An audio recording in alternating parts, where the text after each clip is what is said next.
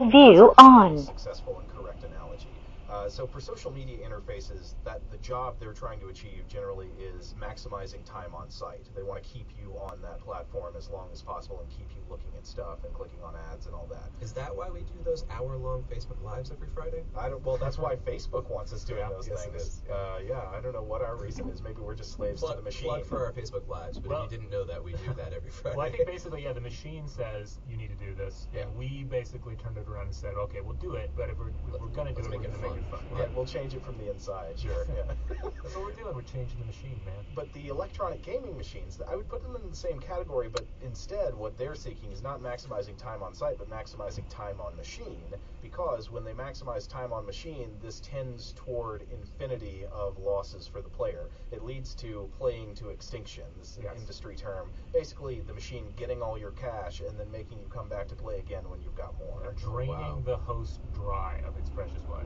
So unless you want to make gambling illegal or something, one of the best defenses against this type of machine is for independent researchers to study the psychology of gaming, basically to understand how these machines exploit our brains, so we can build up defense behaviors that people could employ independently to resist the machines, or maybe so you could impose regulations on what types of things these machines can do. Well, like one of the issues that we got into before was what happens when a machine is speaking to you in a human voice, or using other kind of anthropomorphic forms. Like if you were to pass a law that says, look, you can have slot machines, but they can't look like beautiful women.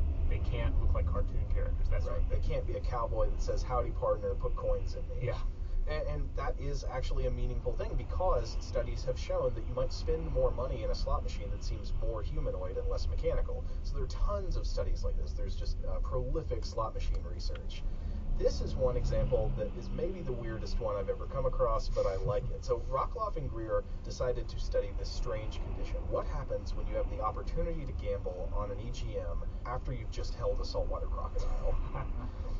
So the subjects are tourists at the Kurana Saltwater Crocodile Farm in Coolangatta, Queensland, Australia. Okay. There's 103 subjects, 41 of them female, ages 18 to 66. And here's the experiment. Under two different conditions, subjects would be given money. They'll give you $20, and then they ask you to play a laptop simulated EGM, sort of a slot machine simulator written in Visual Basic on a laptop computer, where you would get to gamble with the money they just gave you. And the two different conditions were this. You could either play this game right before you walk into the crocodile farm, or right after you have cradled a 1 meter long saltwater crocodile in your hands. So there are some independent variables going into this, right? You've got obviously the control condition and the test condition. Did you just walk in, or have you handled a crocodile? And so that is supposed to correspond to your level of arousal. They did a galvanic skin conductance test to sort of check this and see, okay, were people actually showing physiological signs of arousal? And they determined, people who held crocodiles were physiologically aroused. But the other independent variables would be problem gaming status, like do you have any of the risk factors for being a problem gambler, or affective state. Are you having negative feelings right now? And so they'd established that by a questionnaire that they administer at the time of the test, like are you having emotions that we usually classify as negative affect or positive affect. Okay. And then the dependent variables, this is what they were seeing was coming out from those variables, was bet size, how much you bet, speed of betting, how fast you bet, and final payouts, like what's your bottom line at the end of the game. And the results they found were that compared to people in the control group, holding a crocodile could affect problem gamblers in a couple of different ways. If you held a crocodile and had negative emotions, you actually placed lower than average bets on the EGM.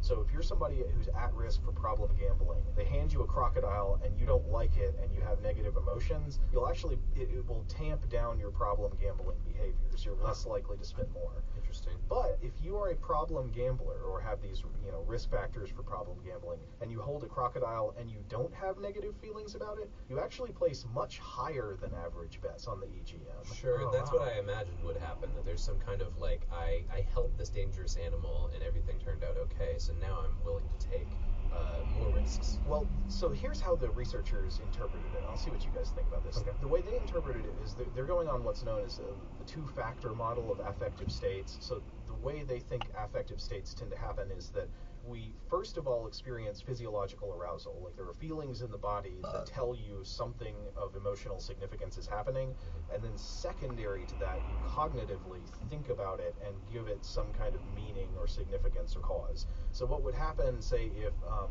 suddenly a car is driving head on at you in the highways. First, you have the feelings in your body. There's some kind of arousal, and then you use your sense data and your thoughts to kind of say, okay, here's why that's happening. I'm afraid because a car is coming at me.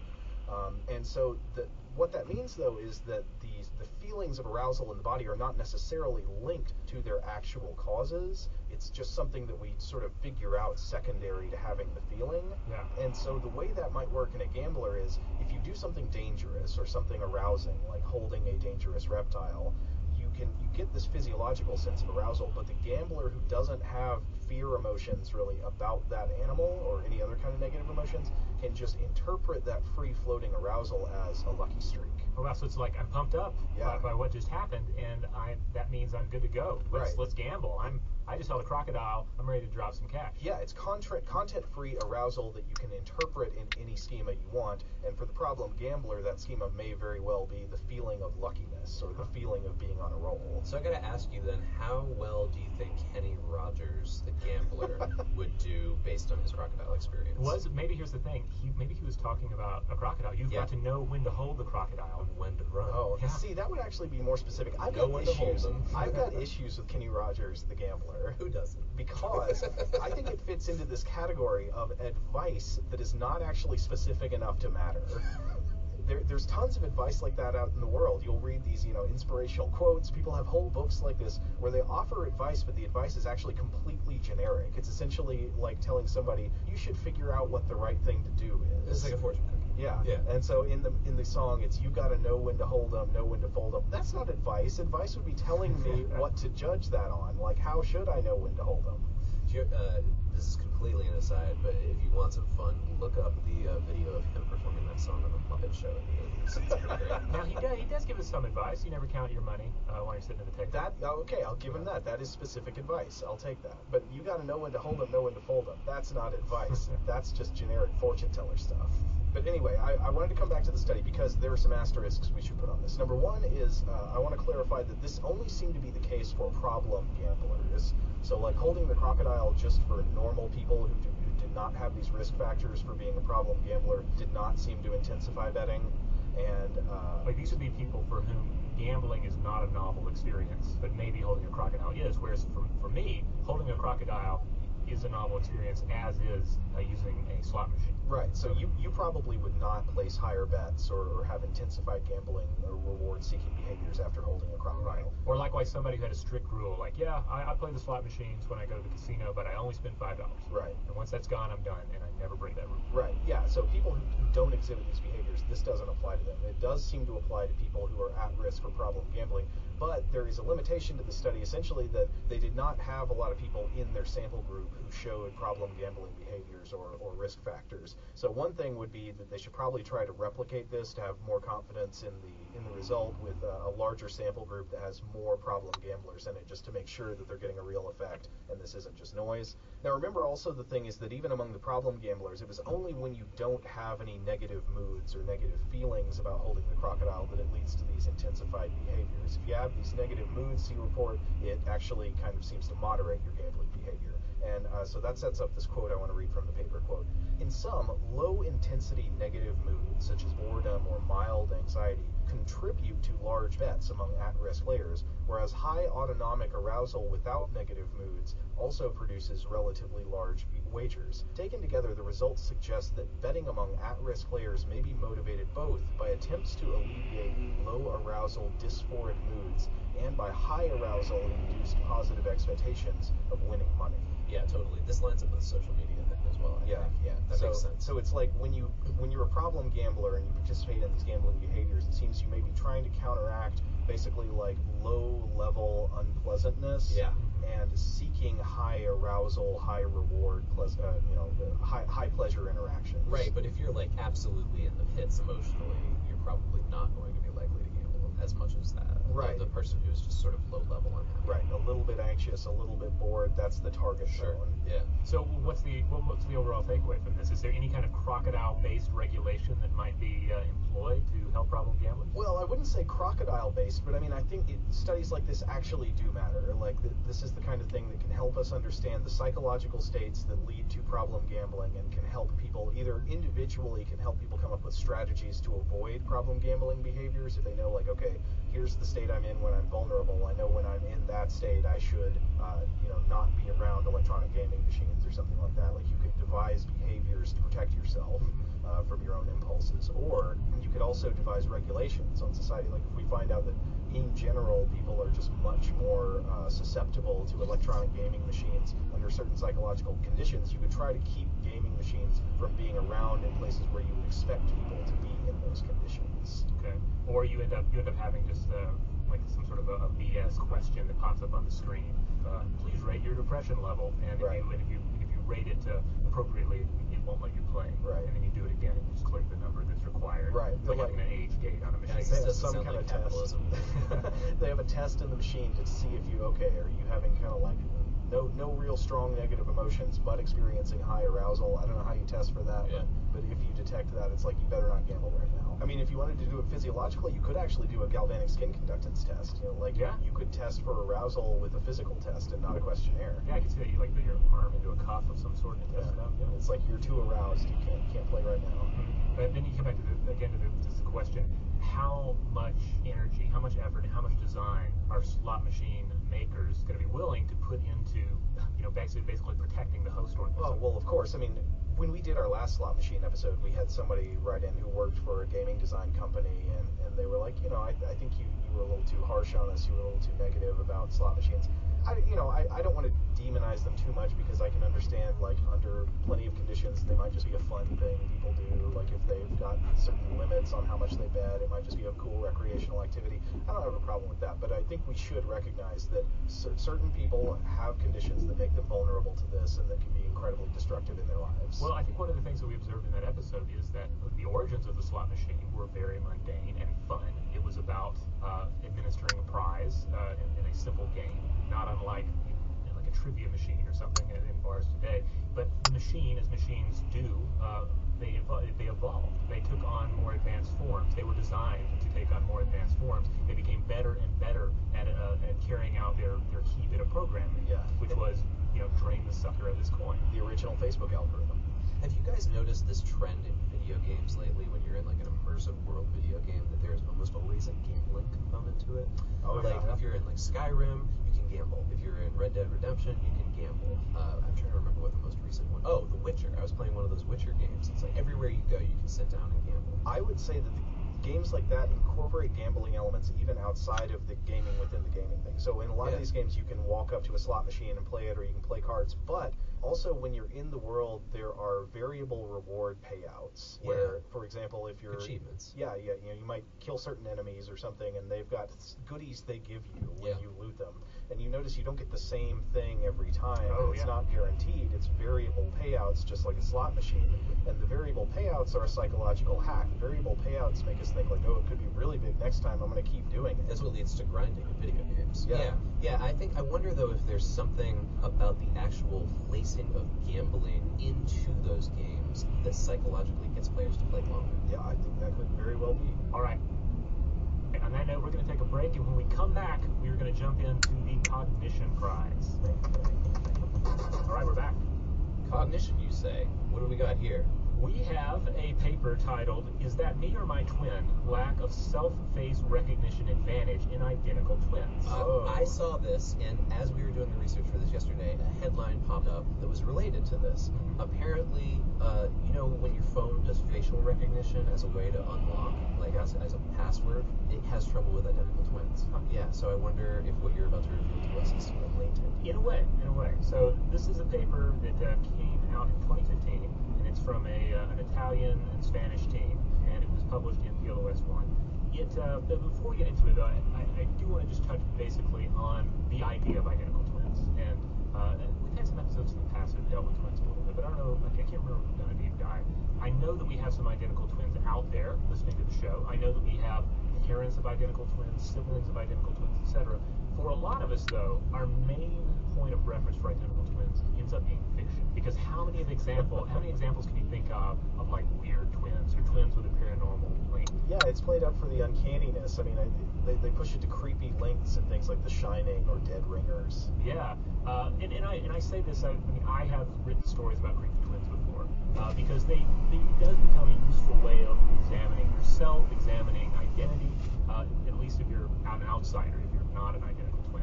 Likewise, I'm glad you mentioned Dead Ringers because you also see it used over and over again in films. Sometimes it feels like just pure actor or director vanity. Like, let's have this actor play two characters. Why have one James Franco when you can have two James Francos playing slightly different characters? Is there a James Franco twin? It's in The Deuce. The Deuce. The TV show The Deuce. Yeah, He plays the two. Yeah. I immediately thought of that recent movie about the Cray brothers, where Tom Hardy plays both. Oh yeah, he plays identical twins. Yeah. There was the recent Fargo season. Oh yeah, They had right. identical twins played by the same actor. It's done so many times that you get tired of that after a while, unless there's a really compelling reason to have identical twins played by the same actor. I just got to throw in that one of my favorite words in all of science is the word for identical twins, the monozygotic twin. Yeah, the monozygotic twin. It's utilized in this paper quite a bit. Now, on top of this, so basically it comes down to the idea that for us non-twins, identical twins are a way to unravel ourselves, they perplex us, and they toy with our sense of self-perception. And as the researchers on this paper, this 2015 paper, point out, science has generally overlooked the conundrum of self-facial recognition in identical twins. We have a lot of twin studies out there, but there hasn't been a lot of papers that have looked at what happens when an identical twin looks at a photograph or an image or representation of their own face. Do they experience some kind of cognitive dissonance? Yeah, okay. Because consider, for the rest of us, for those of us who are not identical twins, self-facial recognition is a major thing, and it may be a cognitive prerequisite for theory of mind, our ability to imagine the mind state of others. Because just think of all the times you've looked in a mirror, or you're taking a selfie, or you look at a picture of yourself, and you think, who's that handsome devil? You know? And then you answer that question. You tell yourself who that handsome devil is. Weird. Yeah, why is he making a smile like that? What's that twinkle in his eyes? It's the evil twin. Well, I'm painting it in shades of vanity here, but there's a basic cognitive process that's going on when you do that. You're identifying yourself and thinking about who you are. Well, I mean, people respond in hilarious, obsessive ways to their own reflection when you notice it. Like, there's a reason that a lot of places will put mirrors near elevators where people need to wait for things. And people just, time flies when you're looking in a mirror. You can obsessively gaze into this image. Right, rather than worry about the people that are next to you in the elevator. Yeah. And there's a similar cognitive process going on when you look at any face. You look at a loved one's face, you look at a stranger's face, there's still this theory of mind exercise that's going on in which you're saying, who is that handsome devil? Or who is that person with a sombrero on? Whatever the case may be, you're looking at the face and you're trying to figure out who they are, at least insofar as it relates to you. Okay. I've had the opposite experience with this, and I don't want to take us too far off track, but when I used to ride the train, the windows on the train were curved in such a way that when you saw your own reflection in it, your face was distorted a little bit. It would look like my forehead had ridges or something, or like it's kind of like a funhouse mirror. And Christian. Yeah, a Klingon. That was exactly what it looked like to me. Yeah, and it was fascinating. I would sit in there and look at it for the whole ride, and just kind of wonder, what if I actually did look like that? So there is a weird sort of obsessiveness with our own reflection, but also just a slight variation of it. Yeah, I think you see this in Skype calls. And FaceTime calls where everyone's looking at Speed trap reported ahead.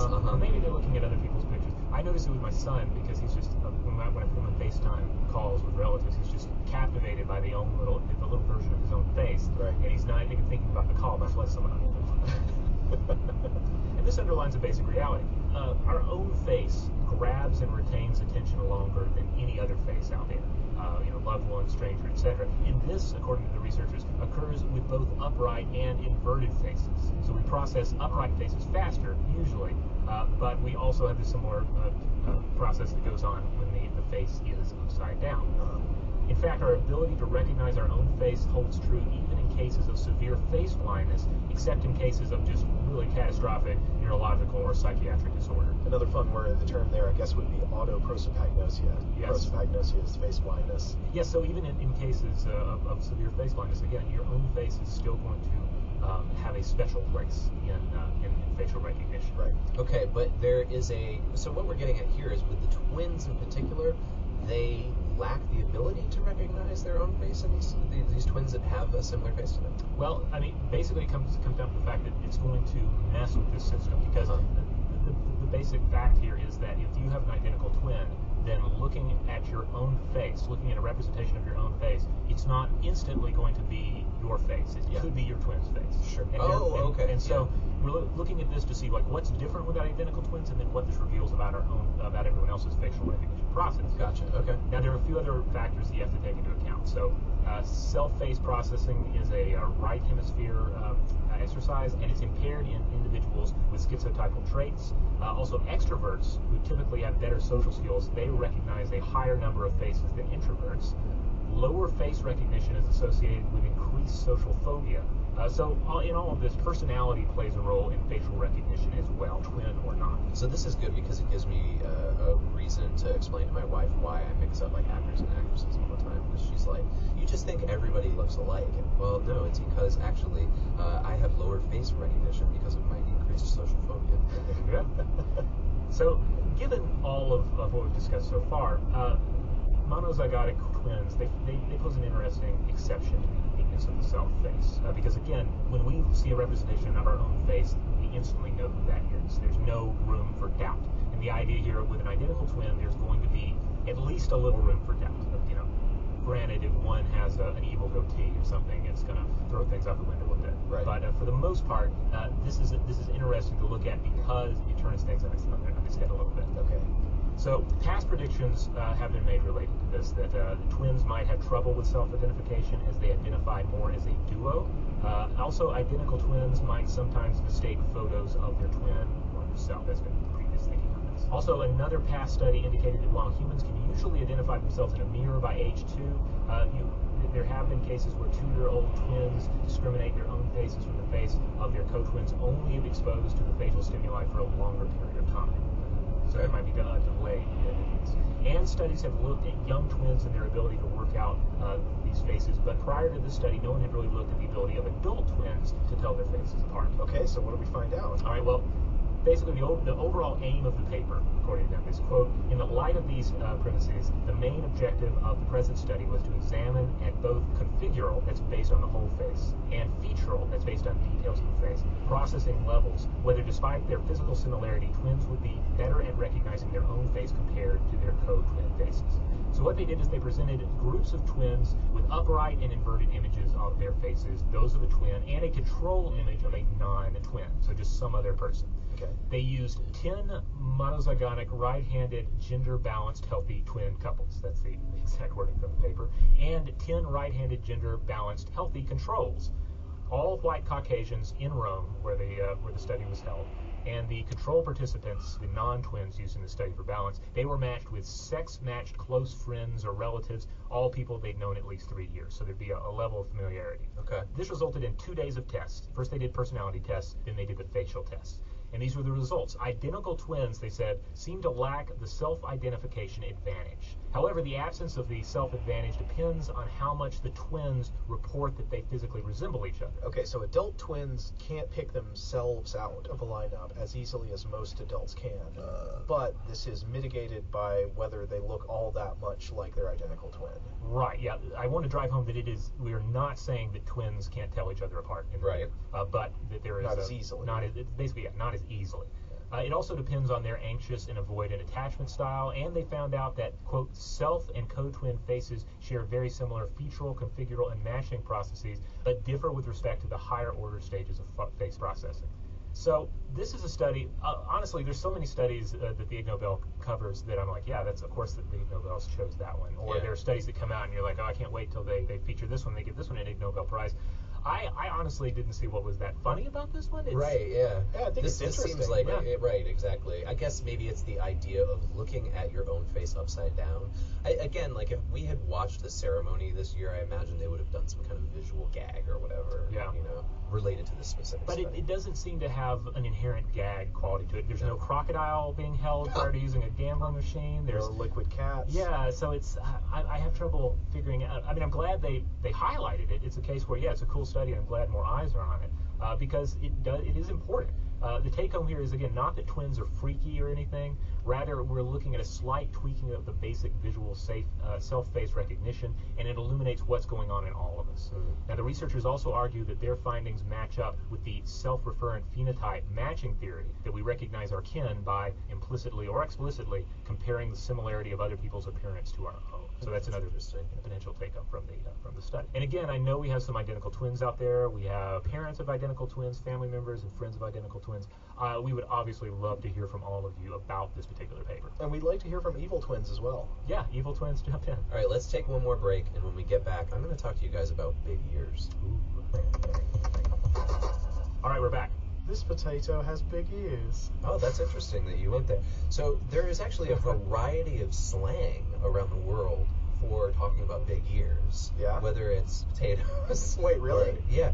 Well, no, but in the UK, they are sometimes called bat ears. I had not heard that before. Or wingnut, which I thought wingnut was a completely different thing. I assume that this is talking about big ears on humans, not on other animals. Yes, yeah. And Hindus seem to find big ears desirable because of comparisons to the elephant god Ganesha. The French compare big ears to cabbage. Hungarians compare them to donkey ears, and the Polish compare them to pig ears. Now, this is interesting. The Chinese believe that long ears predict prosperity and longevity. This is the most important to this paper that I'm about to present to you and its purposes. I also want to say all of those statements about various societies around the world, I didn't look that up. That came out of this original paper here. This is yet another Ig Nobel winner. It is the Anatomy Prize winner for the article, Why Do Old Men Have Big Ears? Oh man, because it's true, right? It turns out it is true, but this is why it's funny, right? The idea is that it's one of these things that we all assume, but it does turn out that there's some reality to it. They've done lots of measurements, so let's get into it. I'm trying to picture pig ears and I can't. What do pig ears look like? Oh, they're big and floppy. Well, sometimes they're floppy. Hazard reported ahead. Oh, they're kind of like dog ears. They're kind of like pit bull ears, yeah. Yeah, Dog's but ears not like are basset big. hound ears. Yeah. So the idea for this paper actually came about this way. 19 members of the Thames faculty of the Royal College of General Practitioners were just sitting around brainstorming. And the first question that came up to them was, why do old men have big ears? And then they realized, they were like, well, wait a minute, actually we need to confirm that old men's ears are bigger and they get bigger in the first place. So this study was conducted by Dr. James A. Heathcote, and he was a general practitioner in Bromley at the time. This is in the 90s. The paper was published in 1995. So they asked routine patients who were coming in for surgery consultations if it was okay if they measured their ears as part of this research along with it. And the group was 30 plus years old from either sex and from any racial group that came in. Interestingly, none refused. Everybody was like, cool, measure my ears, this sounds fun. And they recorded this along with the patient's age. And at this time, they got 206 people to participate. And the study showed that as these participants got older, their ears grew on an average of 0.22 millimeters a year. What the study didn't explain is why ears keep growing when the rest of the body Hazard stops. reported ahead. It seems to be odd, right? The thing about this study is it doesn't explain another thing. What if you're a taller person? And like Robert is taller than I am. Robert's taller than Joe. So what if Robert has longer ears simply because he's taller, and then as he gets older, so there's some discrepancies that they didn't really fill in here. You know what they say, long legs, big ears. Yeah, and well, plus when you get older, you're going to be more stooped over, whereas the ears are not going to get stooped over. It's good, so I can see that being the illusion of like, oh, this old person, they're shrinking except for their ears, which there's no limit in sight. Yeah, and they also didn't answer, for instance, like all of the elderly people that they checked their ears, they were all English because they're all in this one small spot. So it had they didn't really replicate it across cultures or ethnicities, right? So this study was actually replicated in Japan in 1996, and they found the same thing. Yes, ear length still correlates with age, even when it is corrected for height. But still, there's all these alternative interpretations that remain. So, for instance, are people who are young now, when they turn old, are they also going to see their ears age in the same way? Is ear length changing and getting bigger as you get older? Is it environmental? And if it's environmental, what could be responsible for big ears? One of the questions was literally the idea that people who were older at the time that they were doing this study, when they were younger, it was more common for their parents to box or scrub their children's ears. So they thought, well, maybe that could have affected it. I mean, my guess on the size would just be flesh drooping effects. Yeah, or something related to the way the ear grows, like the inner portions of the ear kind of growing out. Is the ear like a tree, like every year it gets a new ring? Yeah, I mean, maybe that's how aliens will categorize human captives. That they, all right, measure the ear, see how old this one is. But Heathcott didn't really account for any of that in his study, so I turned to another analysis of this. Because the study is over 20 years old, I looked at Alice Shirel Haswell's research on this for Improbable Research, so the organization that puts out the Ig Nobels. This is where it came about from. So Alice addresses in her paper, first of all, the original study is very patriarchal because it focuses on men. Now, that's only in the title. She acknowledges that the Japanese and subsequent German studies confirm that old women have big ears too, but I do want to point out that is just poor phrasing of the British study. It was clear that they didn't discriminate on participants based on gender. I think they were just using the old men term jokingly. Because that was what people have been talking about. Yeah. They had based the entire study on this joke on comment. this hook. Yeah, exactly. Now, the German study was conducted in 2007, and they used photos instead of measuring, like, real ears. I imagine they must have been to scale these photos.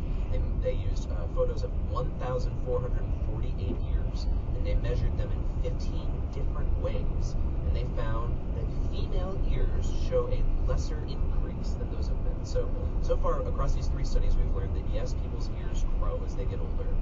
Yes, women's ears also grow along with men's ears, but that it seems like, at least in the German study, that female ears have lesser increase. So that is really the gist of all of these studies. I think they're awarding an older study, because Alice came along and was like, hey, wait a minute, this deserves a second look. Now, why is it funny? Well, because of the whole hook of the whole old men have big ears thing. We all just assumed that to be true. Nobody ever thought you could sit down and actually measure people's ears with a ruler or like we call it like a tape measure or something like that, right? But it does seem to be really important, and the reason why there's so as well, especially in terms of just understanding human biology and anatomy. Well, it also, you have to wonder too about earrings and piercings and various, which is connected to very from culture to culture. Right. But in many cases, you're going to have more females than males using the piercings. That's true, yeah. Is that going to increase length of load? And I think about like my friends in the pub scene who got like lots of earrings and got like big gauges placed in their lobes and how their ears look now. Yeah, that could be an effect as well. So there you go with some environmental possibilities. I don't know about boxing or scrubbing though. Yeah. So we're potentially looking though at sort of accidental body modification of the human ear, sort of like cultural long-term modification, or we're looking at some sort of gender dimorphism of Homo sapiens, where men end up having longer ears over time.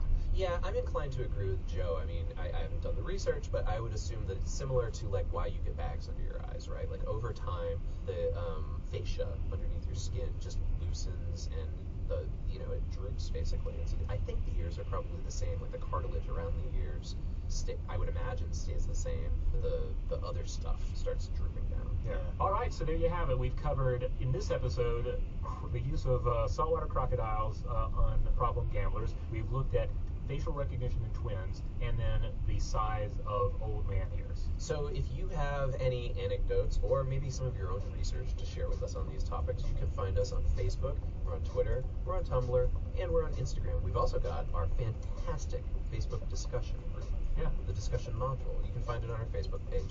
That's where fans of the show hang out, interact, talk about recent episodes, or sometimes share potential topics with us. Yeah, and if you want to get in touch with us directly, you want to answer the question, do your ears hang low? Do they wobble to and fro? we want to know about that and how it relates to this earlobe study that Christian's been discussing. You can email us at blowthemind@howstuffworks.com.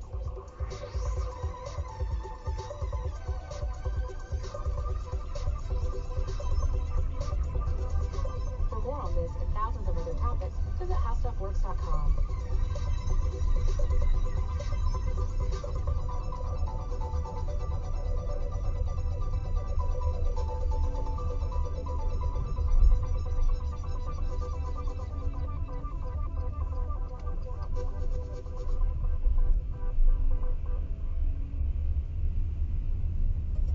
Hey everybody, this is Chuck Bryant here from Stuff You Should Know, and I've got a new solo podcast that I am so excited about. It's called Movie Crush, where I talk to your favorite people about their favorite movie. And it's really that simple. I sit down with Janet Varney and Tig Notaro and John Hodgman and Kevin Pollak and Ken Jennings of Jeopardy fame, and we all just have a great conversation about what their all-time favorite movie is. It's going great so far. Hope you dig it. Launches November 3rd on Apple and everywhere you can find your podcasts. Welcome to Brain Stuff from How Stuff Works. Hey Brain Stuff, it's Christian Sager here. There are some things people just can't live without, so we invented them way before we ever invented writing. Coats, knives, roofs, fire. Turns out, another thing our prehistoric precursors needed, that we still need today, is the ability to stick one thing to another thing, and then, have them stay that way.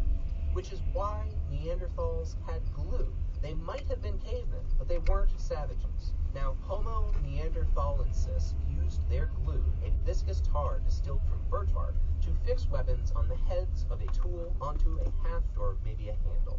And Neanderthals were actually the leaders in glue technology, beating us Homo sapiens to the punch by more than 100,000 years. They began brewing tar 200,000 years ago, whereas the earliest evidence of modern humans using tree resin as adhesive appears less than 100,000 years ago. Research published in 2011 shows